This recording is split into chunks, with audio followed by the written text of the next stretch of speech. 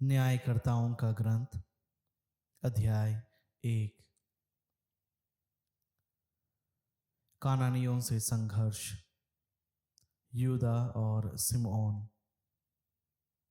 यीशुआ की मृत्यु के बाद इजरायलियों ने प्रभु से पूछा, हम में से कौन सबसे पहले कानानियों से युद्ध करने जाएगा?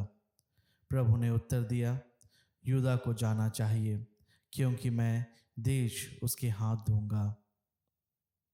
यूदा ने अपने भाई सिमयोन से कहा, मेरे साथ उस भूभाग में चलो जो मुझे चिट्ठी द्वारा प्राप्त हुआ है। हम कानानियों से युद्ध करें। इसके बाद मैं भी तुम्हारे साथ उस भूभाग में चलूंगा जो चिट्ठी द्वारा तुमको मिला है। इस पर सिमयोन उसके साथ चला गया।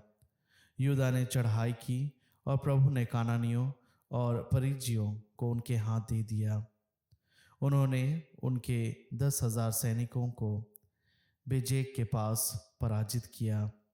वे बेजेक के पास अदोनी बेजेक से मिले और उन्होंने उससे लड़कर कानानियों और परिज्जियों को पराजित किया।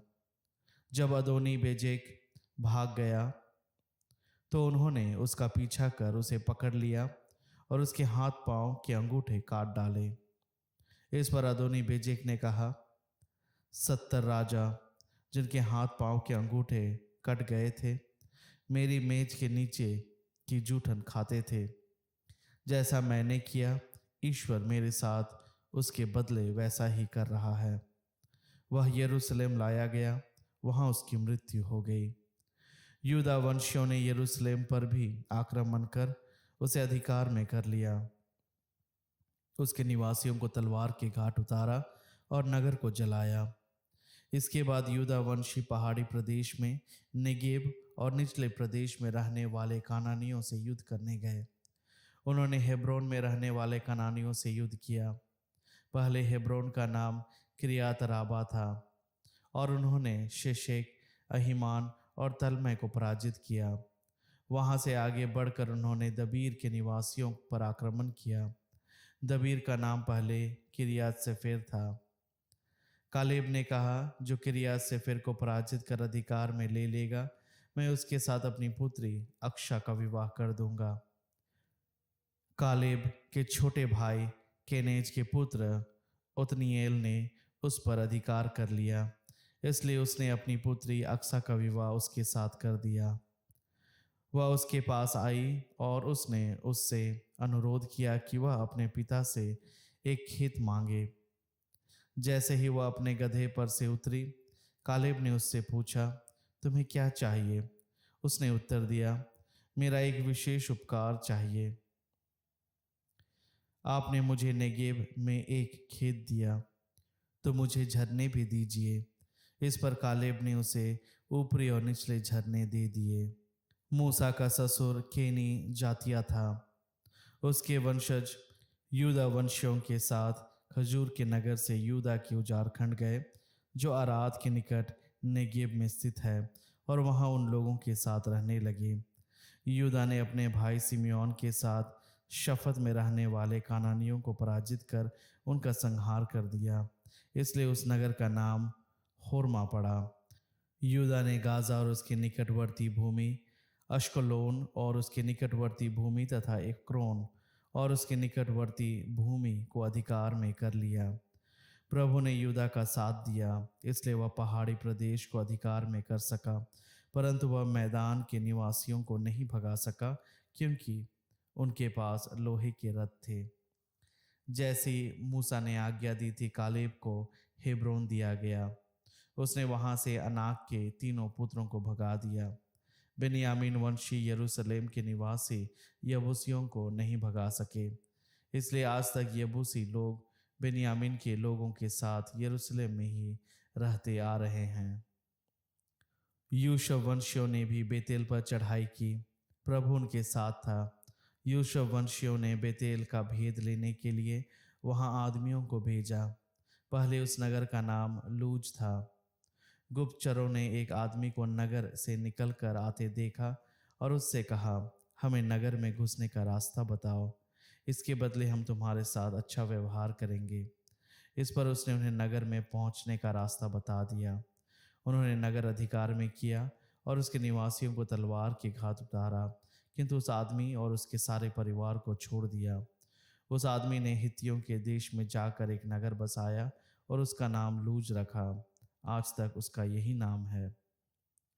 मन से बेतशान और उसके गांवों के निवासियों, तनाक और उसके गांवों के निवासियों, दोर और उसके गांवों के निवासियों, यबलाम और उसके गांवों के निवासियों तथा मिग्दो और उसके गांवों के निवासियों को नहीं भगा सका।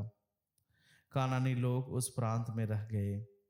जैसे जैसे इज़राइल की शक्ति बढ़ती गई, वैसे वैसे वे कानानियों से बिगाड़ लेने लगे, पर उन्हें एकदम भगा सकने में असमर्थ रहे।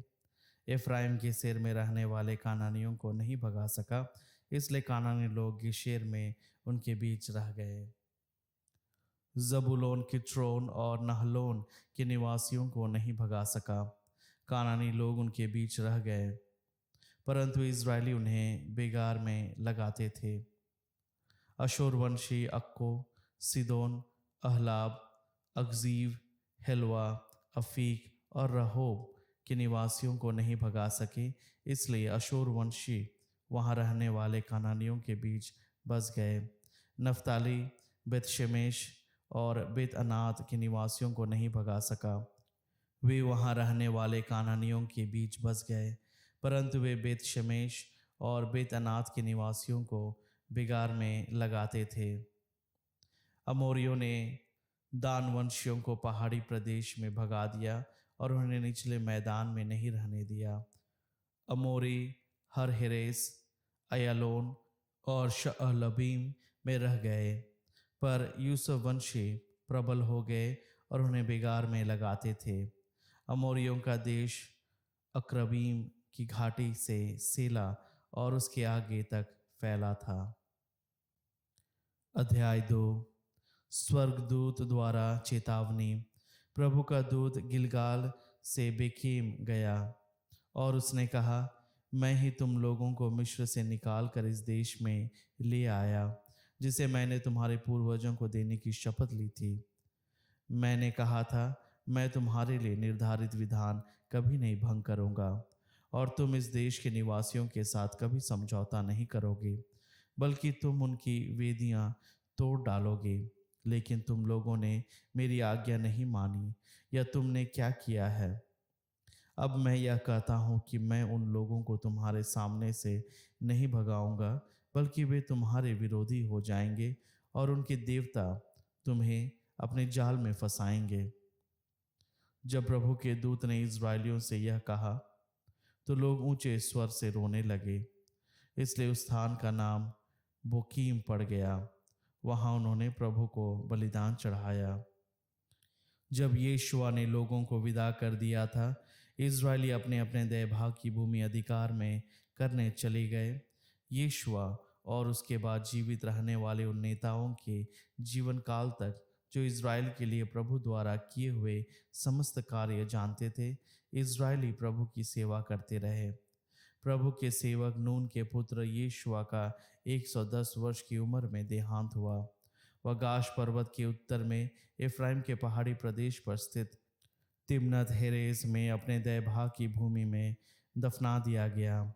जब वह सारी पीढ़ी अपने पूर्वजों से जा मिली, तो एक ऐसी पीढ़ी आई जो प्रभु को और उसके द्वारा इज़राइलियों के किए गए कार्य नहीं जानती थी। तब इज़राइलियों ने वही किया जो प्रभु की दृष्टि में बुरा है, और वे बाल देवताओं की पूजा करने लगे।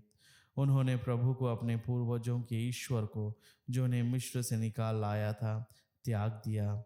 वे अपने आसपास रहने वाले लोगों के देवताओं के अनुयायी बनकर उनकी पूजा करने लगे। उन्होंने प्रभु को अप्रसन्न कर दिया।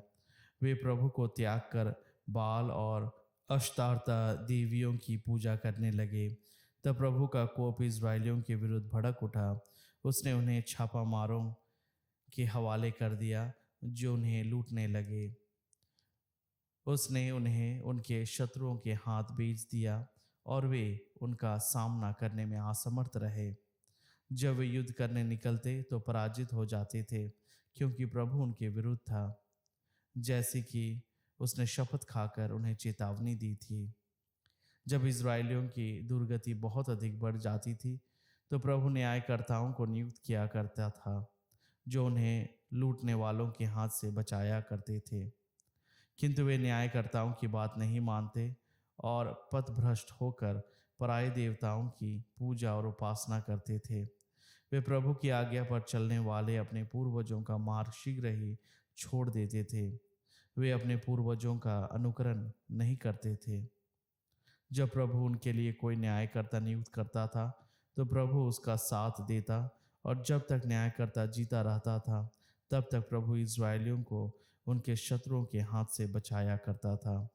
क्योंकि जब वे अपने अत्याचारियों के दुर्व्यवहार से पीड़ित होकर कराहते थे, तो प्रभु को उन पर तरस आता था।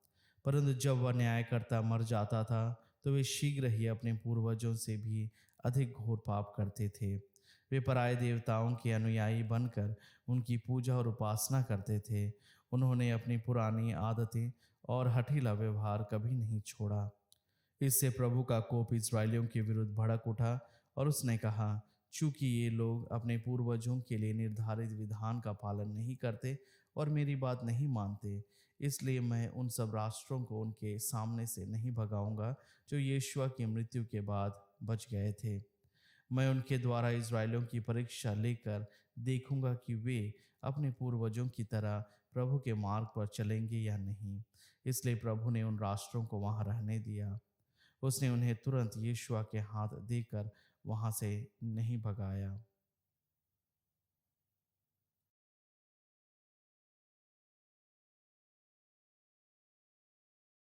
स्तोत्र ग्रंथ अध्याय 115। प्रभु तू प्रेममय और सत्य प्रतिज्ञा है। हमको नहीं बल्कि अपना नाम महिमान्वित कर। अन्य राष्ट्र क्यों कहते हैं, कहाँ है उनका ईश्वर? हमारा ईश्वर स्वर्ग में है, वह जो चाहता है वही करता है। उन लोगों की देव मूर्तियां चांदी और सोने की है, वह मनुष्य द्वारा बनाई गई है। उनके मुख है किंतु वे नहीं बोलती, आंखें हैं किंतु वे नहीं देखती, उनके कान है किंतु वे नहीं सुनती, नाक है किंतु वे नहीं सूंघती, उनके हाथ है किंतु वे नहीं छूती, पैर है किंतु वे नहीं चलती, उनके कंठ से एक भी शब्द नहीं निकलता। जो उन्हें बनाते हैं वे उनके सदृश बने, और वे सब भी जो उन पर भरोसा रखते हैं। इस्राएल के पुत्रों, प्रभु का भरोसा करो, वही उनकी सहायता और ढाल है। हारून की संतति, प्रभु का भरोसा करो, वही उनकी सहायता और ढाल है। प्रभु के श्रद्धालु भक्तों, प्रभु का भरोसा करो, वही उनकी सहायता और ढाल है। प्रभु हमको याद करता है, वह हमें आशीर्वाद प्रदान करेगा। वह इस्राएल के घराने को आशीर्वाद प्रदान करेगा, वह हारून के घराने को आशीर्वाद प्रदान करेगा। वह प्रभु के श्रद्धालु भक्तों को आशीर्वाद प्रदान करेगा, चाहे वे बड़े हों या छोटे। जिसने पृथ्वी और स्वर्ग बनाया है, वही प्रभु तुम्हें आशीर्वाद प्रदान करे। प्रभु तुमको और तुम्हारी संतति को संपन्नता और उन्नति प्रदान करे। स्वर्ग प्रभु का स्वर्ग है, किंतु उसने पृथ्वी मनुष्यों को प्रदान की है। मृतक प्रभु की स्तुति नहीं करते, वे सब अधोलोक जाते हैं, किंतु हम अभी और अनंत काल तक प्रभु को धन्य कहते हैं।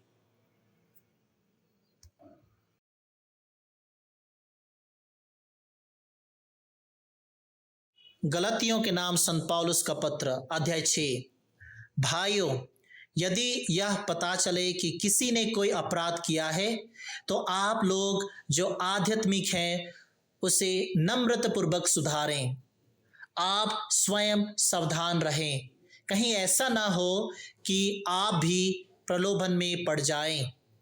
ऐसे भारी बोझ ढोने में एक दूसरे की सहायता करें और इस प्रकार मसीह की विधि पूरी करें।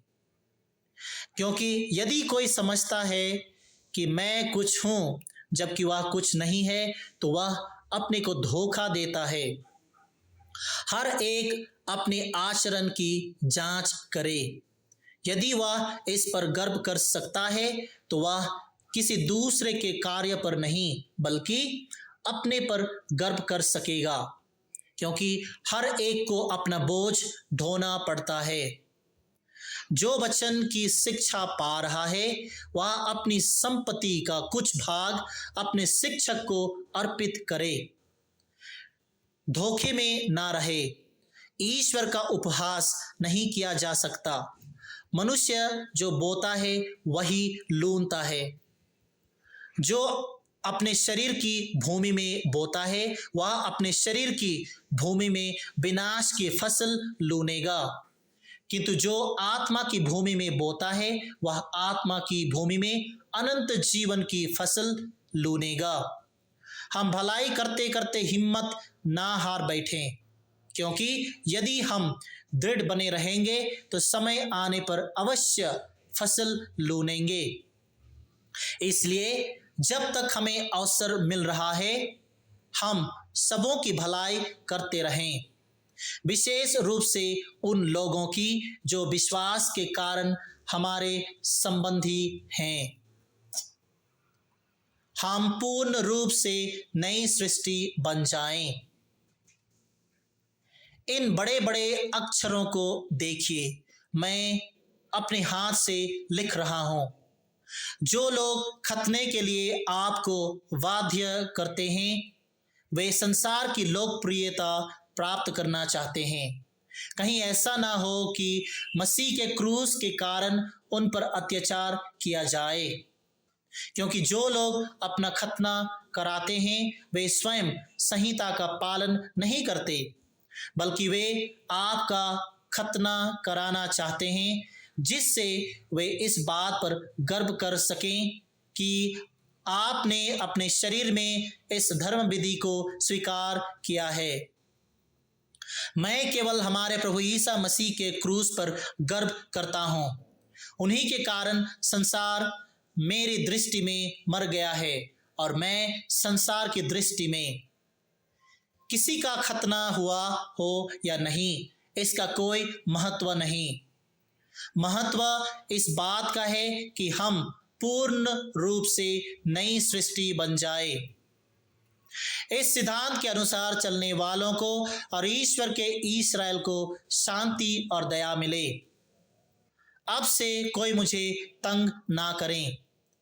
ईसा के चिन्ह मेरे शरीर पर अंकित है। भाइयों, हमारे प्रभु यीशु मसीह की कृपा आप लोगों पर बनी रहे। आमीन।